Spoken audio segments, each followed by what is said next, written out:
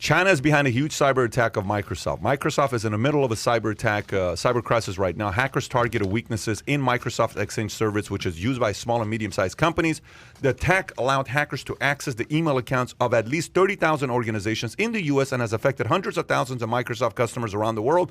Microsoft flat out said the hack came from a group tied to the Chinese government called Hafnium. The Biden administration is launching an emergency task force to address this aggressive cyber attack, the second major hacking campaign to hit the U.S. since the election, as this comes on the heels of SolarWinds, a separate series of sophisticated attacks attributed to Russia that breached about 100 U.S. companies and 9 federal agencies. Tom, thoughts? We are living in a Cold War now, and it's being fought in digital pipes. It's as simple as that.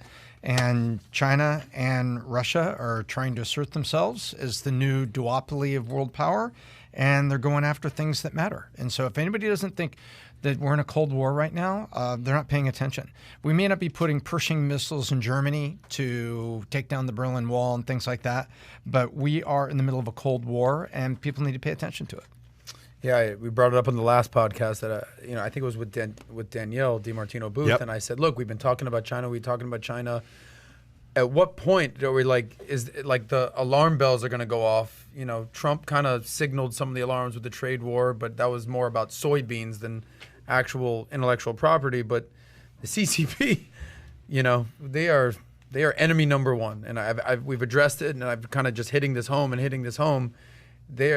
This is enemy number one, and we talked about it last time that the problem in America right now is that we're fighting amongst ourselves, and we have to rectify that, come to terms with that, and start fighting against who our real enemy is, which is China coming after everything we got. So yesterday I talked to the former director of CIA, James Woolsey. I had him on, okay? Big name back in the day. Big name back in the days. He was hired by Bill Clinton. He was the director of CIA. If you remember, the one individual that we had was a former CIA agent of 31 years that turned against U.S. and the espionage. What was his last name? Amit, or I can't think of his last name. And he turned against the U.S. And he was a director of CIA when that even took place. Okay, back in 1994, I want to say, February when that came out. And then it led to James Woods right there. Aldrich Ames, who was a former CIA agent that ended up becoming a KGB spy and helped out for them and shared a lot of intel with them, right? So we talk about different countries, and he brought up China, and he brought up Russia, and we brought up, a bunch of different things that we're talking about. I said, what's your biggest concern and threat that we have right now on how they can attack us? Give me a creative way.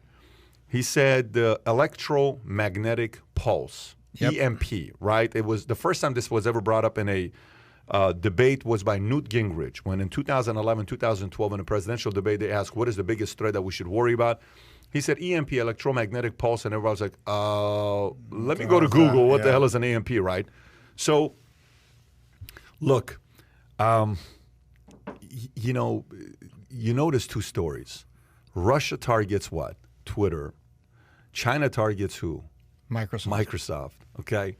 And what is the real long-term ramifications, control, threat if somebody decides to? Because what an EMP is, they drop it a mile above you, and it kind of explodes, but it's not a bomb, it's not anything.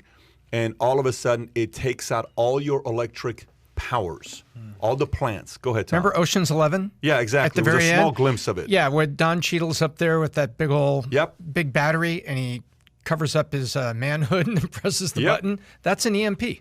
It takes out all the electricity in the entire town of Las Vegas. So this can take it out in the entire country if they wanted to, right? EMP. So remember how I said, what can Russia really do to Twitter if they really wanted to? Some of these empires, they're not held accountable to U.S. It's not like their accountability is to them. What can they do, and who can they blame? What, are you going to pull them over, give them a ticket? There's no cops on international scale I like think this. things are getting very interesting. I think things are getting very, very interesting. And by the way, none of this stuff is new.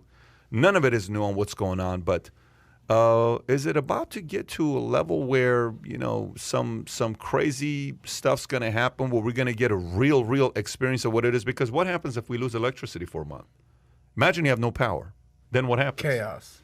What kind of chaos? How long can it last? How long is it sustainable? How long can the generators last? What happens once the generators are gone? What happens to the people that don't have generators? Who do they go to? What happens to the people that have generators? Do they keep it a secret? What happens? How long before we recover from it? How long before we come back up from it? It's very, very interesting on what's happening today. And what I'm trying to say to the listeners, I'm very optimistic about the future. Future looks very, very bright.